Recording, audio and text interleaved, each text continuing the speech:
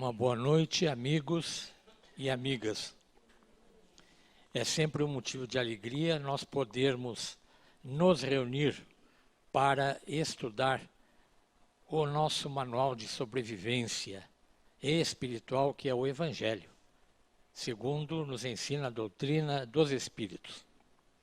Conforme foi anunciado, nós estaremos conversando, tentando fazer uma síntese de alguns aspectos mais importantes do capítulo 19, que tem por título A Fé Transporta Montanhas. Aliás, o fato de estarmos aqui reunidos já demonstra que nós temos um pouquinho de fé, não é mesmo? Nós viemos aqui porque acreditamos que podemos receber alguma coisa de valor para as nossas almas.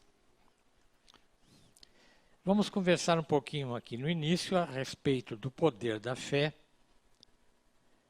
falar sobre a fé humana e a divina, e vamos começar a partir de uma narrativa muito conhecida entre os estudiosos, que diz respeito ao Atos dos Apóstolos no seu capítulo 16. Lá aparece um fato interessante, uma narrativa, em que o apóstolo Paulo, juntamente com Silas, são feitos prisioneiros devido ao fato de terem chamado a atenção das autoridades e dos poderosos da cidade, porque eles realizaram uma desobsessão de uma pitonisa, de uma mulher que fazia adivinhações, conforme nós vemos ainda hoje, né? Muitas vezes recebemos na rua, quando estamos caminhando, aqueles papeizinhos nos convidando a consultar alguém que resolve qualquer tipo de problema, né? Não é mesmo? Então já existia isso lá, nesta época do cristianismo nascente, do cristianismo primitivo. E eles então foram presos e foram muito maltratados. E na prisão vai acontecer um fato interessante, quando eles, dois apóstolos fiéis a Deus, realizavam suas tarefas de bons exemplos aos demais prisioneiros, cantando hinos a Deus, orando. E um fato, então, inusitado. Os presos que estavam lá eram poucos, ouviam os apóstolos e houve, então, um terremoto violento. E os alicerces da prisão foram abalados. Imediatamente, todas as portas se abriram e as correntes de todos se soltaram, porque era comum os prisioneiros na época ficarem presos às paredes da prisão através de correntes. Se romperam todos os cadeados. Nós vamos ficar aqui com esse trailer e no finalzinho nós vamos contar o final dessa história. Combinado? Não esqueçam, então. Esse estudo do Evangelho começa por uma narrativa de Mateus a respeito da cura do lunático. E a descrição nos é feita nos seguintes termos. Um homem se aproxima de Jesus e de joelhos lhe suplica. Vejam que interessante, hein? De joelhos, isto é, um homem dotado de humildade, se aproxima de Jesus, se ajoelha e lhe faz uma súplica. Diz ele, Senhor, tende piedade de meu filho, que é possesso de um espírito e sofre muito. Olha que coisa interessante, o pai já veio com um diagnóstico, né? Ele já atribui que as quedas, o sofrimento do filho era decorrente de uma ação externa, de um espírito. Na época, os antigos chamavam esses espíritos de demônios. Existiam demônios do bem e demônios do mal. O menino então caía no fogo, na água, e Jesus começa a fazer um trabalho que a gente chamaria hoje de anamnese, né? Isto é, procurar saber quais são os antecedentes do problema. O pai ainda completou que ele tinha levado o filho aos discípulos, mas os discípulos de Jesus não puderam curar a criança. Jesus então pergunta: há quanto tempo isso lhe acontece? E o pai diz que é desde a infância. E roga novamente: tem compaixão, ajuda-nos, Senhor. Dirigindo-se então ao espírito obsessor, Jesus ordenou que saísse daquele menino e nunca mais nele entrasse. Observe bem aqui a expressão utilizada na época. Sair é como se estivesse dentro do corpo do menino. A doutrina espírita hoje nos esclarece que não existe esse processo de duas almas habitarem ao mesmo tempo o mesmo corpo. O processo aqui é um processo de psíquico, de influência a nível, usando uma expressão muito conhecida hoje, talvez uma hipnose, né? Uma influência maligna sobre o menino, de fora para dentro, naturalmente. Com a ordem, então, de Jesus, romperam-se as ligações fluídicas que prendiam o obsessor ao obsidiado. Aqui vale fazer algumas colocações. Muitos de nós buscamos, às vezes, a doutrina espírita por estarmos enfermos e buscamos, naturalmente, uma cura. Isso era chamado, pelas religiões mais antigas, digamos assim, antes da codificação, de milagres, né? Bom, esses milagres, a doutrina espírita diz que não existem. E as curas, elas ocorrem mediante determinadas condições. Até porque, no planeta de provas e expiações, a doença, a enfermidade, a dificuldade, representa também a farmácia divina em favor de todos nós. Então, muitas vezes, a doença é necessária, nós precisamos dela, né? De tal forma que não são todos os que se curam quando buscam esta possibilidade. Porque é preciso juntar alguns aspectos. Por exemplo, é necessário que haja merecimento do paciente. Aqui a gente pode pensar, mas que merecimento uma criança teve, né? É preciso lembrar que a criança é o aspecto da encarnação aqui desse espírito, que pode ser muito antigo e que pode ter certos méritos que trouxe na sua bagagem. Então, um dos elementos é o merecimento de quem busca a cura. O outro é o mérito de quem pratica o ato de curar. Os apóstolos não preenchiam todas as condições para curar este menino do ponto de vista moral. E aqui vale dizer o seguinte: existem dois tipos de moral possível. Existe uma moral que é a moral autônoma e aquela que é heterônima. A moral heterônima é aquela que vem de fora para dentro. É decorrente dos dogmas da ameaça, de sofrimentos, do inferno, e que muitas vezes então a gente deixa de fazer o mal por medo. Diferente da moral autônoma, que é aquela dos apóstolos, mais tarde, que vão adquirir absoluta fidelidade e conhecimento às leis de Deus e adotam então essa moral como sendo o melhor caminho para promoverem a própria felicidade e se aproximarem de Deus, né? Colocado isto, Jesus, então, depois de ter curado o menino, o fez através do magnetismo, que hoje nós já conhecemos e utilizamos, por exemplo, através do passe. De tal forma que o magnetismo aparece aqui nesse estudo como sendo a maior prova do poder da fé.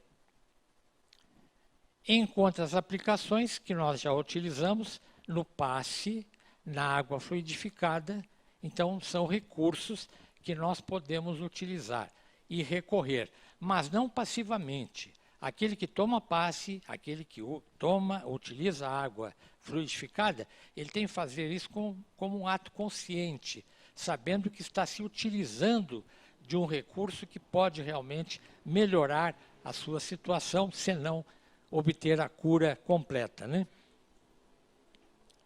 Mas os discípulos depois, em particular, vão perguntar a Jesus por que eles, discípulos, não puderam curar o garoto, o menino. É quando Jesus fala, então, que é por causa da pouca fé. E, naturalmente, aqui, ele não disse isso, mas devia estar pensando naquela fé autônoma, né? Que o indivíduo adota por um ato de vontade dele de obedecer às leis de Deus e de ser fiel. Aliás, a palavra fé tem muito a ver com fidelidade. Não vamos nos esquecer desse ponto. Esta casta de espíritos só podem sair por meio de jejum e oração. Então, Jesus fala uma linguagem simples, né? Que vai ser mais tarde esclarecida por tratar-se de uma simbologia. Sobre a fé, então, Jesus ainda complementa: se tivesseis fé do tamanho de um grão de mostarda, diríeis a esta montanha, transporta-te daí para ali, e ela se transportaria. E nada vos seria impossível. Aliás, Jesus falou também certa feita que ele disse, vós sois deuses, né? Todos nós temos Deus dentro de nós, ele não está fora de nós. A fé, então, que transporta montanhas é uma simbologia que procura mostrar o poder da fé. As montanhas que a fé ajuda a remover, e essas montanhas nós carregamos ainda hoje, são as dificuldades, a má vontade, os preconceitos e o fanatismo. Nós ainda somos muito impregnados dos dogmas das religiões dos nossos pais, dos nossos avós. É natural que isso aconteça ainda. Mas orgulho e egoísmo são os vícios da nossa alma mais perigosos que nos impedem, muitas vezes, de ter esta fé potente que a doutrina dos Espíritos ora nos revela. Para afastar os maus espíritos, continua Jesus falando aqui com os apóstolos. É necessário jejum e oração. Não é jejum alimentar, como nós poderíamos pensar, né, pelo que foi dito. Trata-se de jejum moral, isto é, jejum de caráter, desenvolver um bom caráter, fazer todo o bem que pudermos e evitar os males, combatendo os vícios que ainda carregamos. Trata-se então da abstenção do mal. Diga-se de passagem, lembrando que a Terra, por ser um planeta de provas e expiações, nela predomina o mal. E o mal está aonde? Está na alma dos seres inteligentes. Somos nós que temos a maldade ainda conosco. Nós somos sombra e luz, como a própria Terra, né? Que tem dia e tem noite. Jejum, então, é reforma íntima, é reeducação. Aqui entra um outro aspecto interessante. Esta reeducação pode ser chamada também de autoeducação, porque nós recebemos uma educação que veio de fora para dentro, não é mesmo?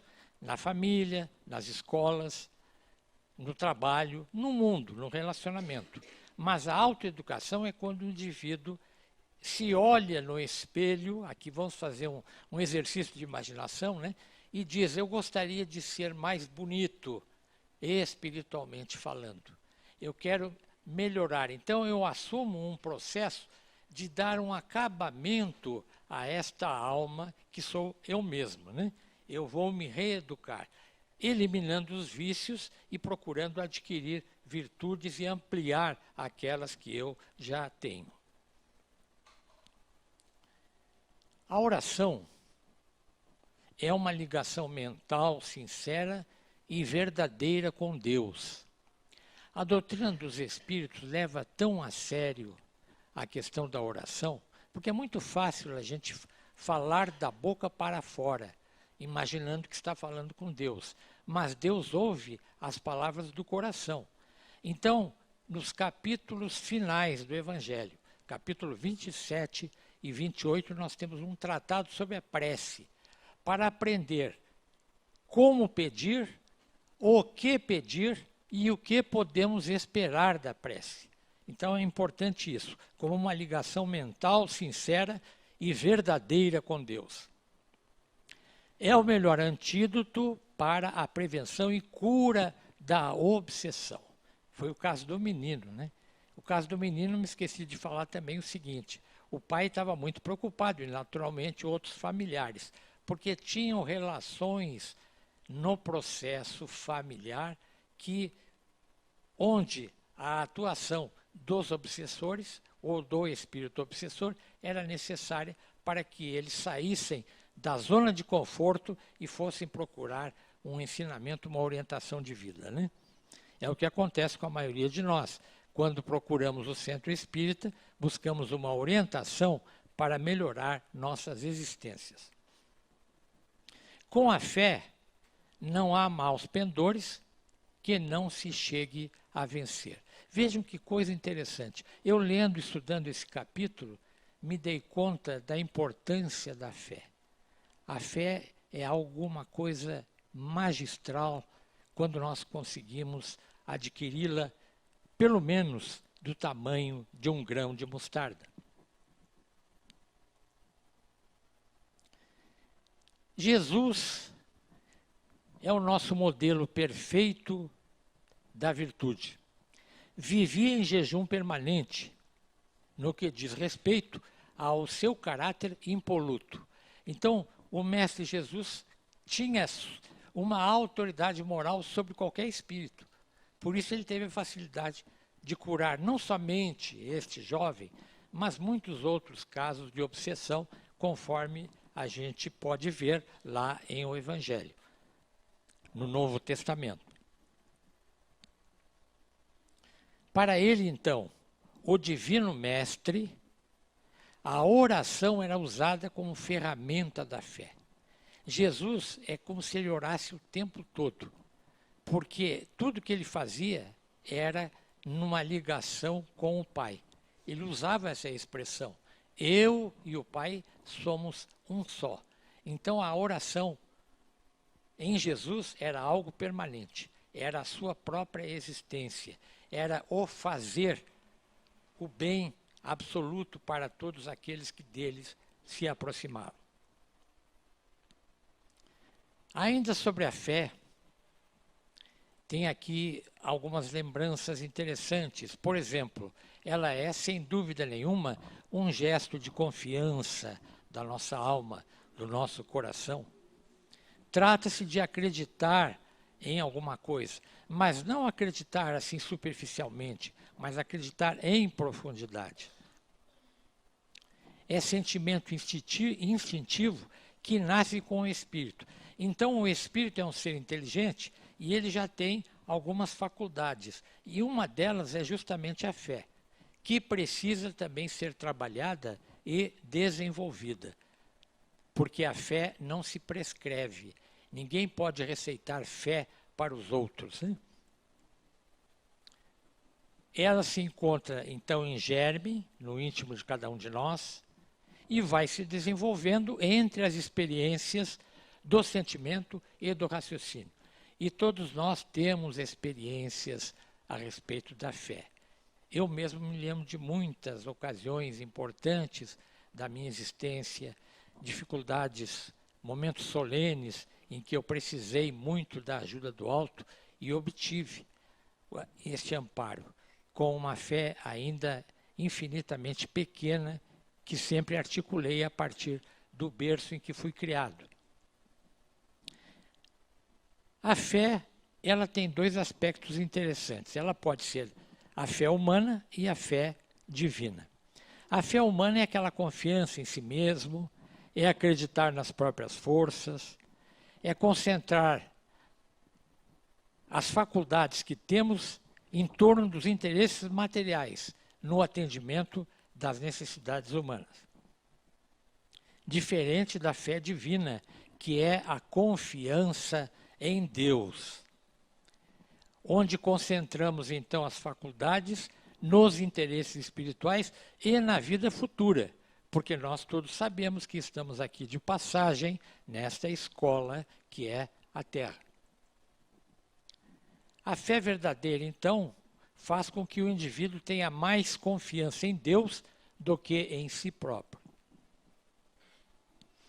Quando essa fé existe, nós conseguimos fazer emanar a calma, a paciência e a humildade no trato com os nossos semelhantes. Lembrando que este primeiro desafio se dá na família, que é a nossa primeira experiência social.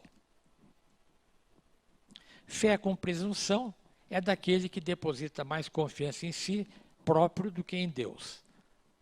Produz nervosismo, orgulho e violência. E a violência ainda predomina no mundo.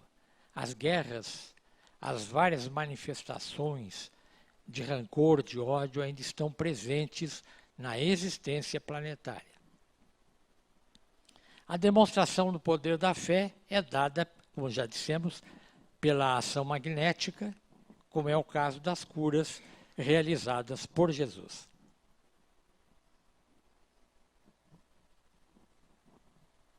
Usando o poder da vontade e da fé, nós conseguimos mobilizar recursos da natureza em favor do nosso semelhante e em favor de nós mesmos. O magnetismo, então, aqui reiteramos, é uma das maiores provas do poder da fé posta em ação. Sob qualquer aspecto, ela é a base para todas as realizações nobres das criaturas. Aqui um detalhe interessante, a fé humana, ela conduz o homem na busca do prazer, do conforto material, do reconhecimento. A fé divina visa a felicidade perene, sem jaça, conduzindo o homem ao reino de Deus. Nós vivemos mais cultivando a fé humana, não é mesmo? Resolvendo os problemas do cotidiano. Poucos de nós se importam com a vida eterna, com o retorno ao seio do Criador.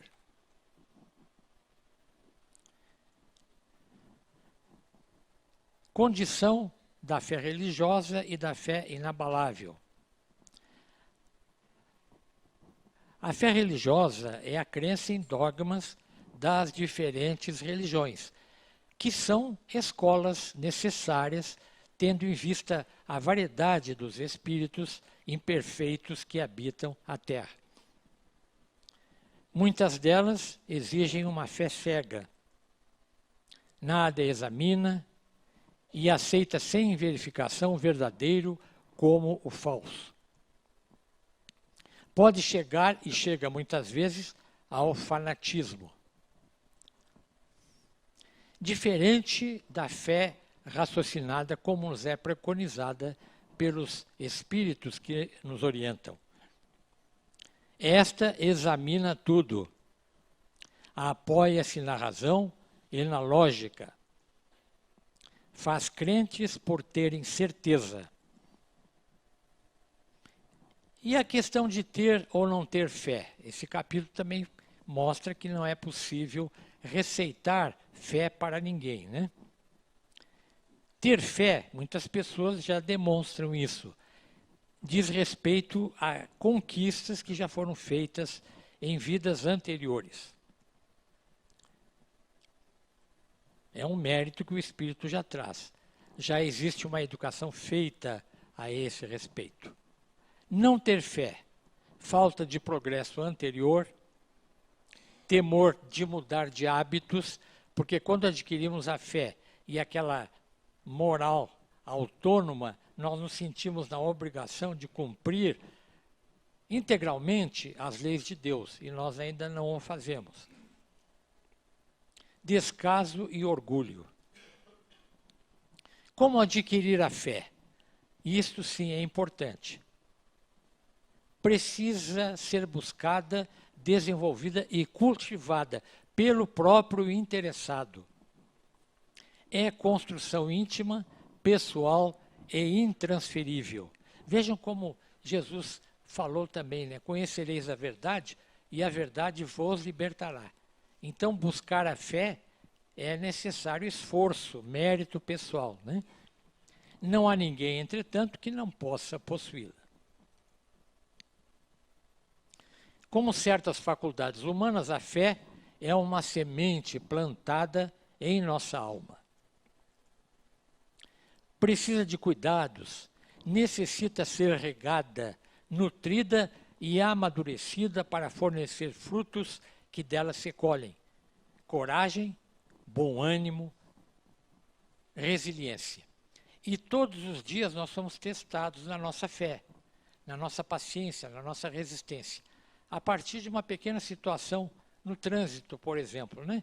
Um descuido qualquer de alguém nos leva muitas vezes ao auge, né? Da irritação, o que denota, sem dúvida nenhuma, falta de fé. Numa ocasião em que somos provocados de alguma forma, nós precisamos demonstrar a nossa fé fazendo uma boa vibração para aquele que está passando por um momento de, como se diz, sem noção, né, do que está fazendo. José, Espírito Protetor, nos fala nesse capítulo a respeito da fé, dizendo que ela é a mãe de todas as virtudes que conduzem a Deus. Desperta todos os instintos nobres que encaminham o homem para o bem. Aqui o homem é a espécie humana, né? Homem, mulher. Para ser proveitosa, ela precisa ser ativa. Tende fé, mas com racionalidade. Não admitais a fé cega. Amai a Deus, mas sabendo por que o amais. Crede nas suas promessas, mas sabendo por que acreditais nelas. Vamos então agora voltar ao exemplo, sim, de fé ativa que nos é dada pelos apóstolos. Voltando então ao episódio da prisão de Paulo e Silas. Devido ao terremoto, as portas se abriram. Estão lembrados? As cadeias se romperam por intervenção do alto. Nada mais natural que todos fugissem. Costuma-se dizer que é um direito do prisioneiro fugir. Mas ninguém fugiu. Olha que coisa interessante essa narrativa. Nem Paulo, nem Silas, nem ninguém fugiu, após a patente demonstração do poder de Deus. Essas cadeias não foram rompidas para que eles fugissem. A missão era outra, era fortalecer a igreja nascente em Filipos, através dos fatos decorrentes desse episódio. Os dois servidores do Cristo adquiriram um prestígio enorme junto dos demais prisioneiros. O próprio carcereiro, inclusive, quando viu que os prisioneiros poderiam fugir, ele pensou em suicidar, porque naturalmente as autoridades iam atribuir a ele a responsabilidade da fuga e ele seria executado. Mas é o próprio Paulo e o Silas que vão convencê-lo a não fazer isso. Então, ele se transforma e começa a olhar com outros olhos os prisioneiros. Inclusive, assistindo Paulo e Silas, levando para sua casa, dando a eles uma alimentação, um conforto, e eles voluntariamente voltaram para a prisão onde já estavam os demais. Por quê? Vamos ver. Os juízes e demais autoridades, naturalmente, ficaram sabendo o que tinha acontecido e descobriram também um fato interessante do mundo antigo. Paulo e Silas eram cidadãos romanos e eles tinham tocado neles, tinham torturado, tinham maltratado, seriam condenados pelo império, né? Então ficaram estarrecidos, foram lá, porque Paulo se recusou a sair da cadeia, foram lá e pediram desculpas aos dois apóstolos, mandaram que eles fossem soltos, libertados, e ainda acrescentaram o seguinte, que a igreja nascente em Filipos receberia todo o apoio das autoridades. É como se eles tivessem sido convertidos. Esse é um gesto de fé desses dois apóstolos que tinham confiança, que tinham uma missão a cumprir e trataram, então, de obedecer via mediunidade, né? Tiveram intuição de que fugir não era o objetivo das cadeias terem se rompido. Vamos, então, agora para os finalmente. Eu sei que muita gente tem fé que isso termine um dia, essa conversa, né?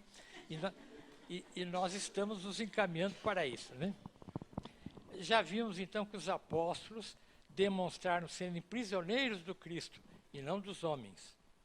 Eram dotados de uma fé robusta e inabalável, de uma moral ilibada, de uma moral elevada àquele nível de moral autônoma. Voltemos, então, ao nosso modelo. É Emmanuel que nos traz, então, uma consideração a esse respeito na obra Roteiro, Psicografia do nosso Francisco Cândido Xavier. Diz Emmanuel, com Jesus, no entanto, surge no mundo o vitorioso coroamento da fé. No cristianismo, recebemos as gloriosas sementes de fraternidade que dominarão os séculos. O divino fundador da Boa Nova entra em contato com a multidão e o santuário do amor universal se abre, iluminado e sublime para a santificação da humanidade inteira. É o convite que nos é feito. Que Deus nos ajude a todos. Uma boa noite.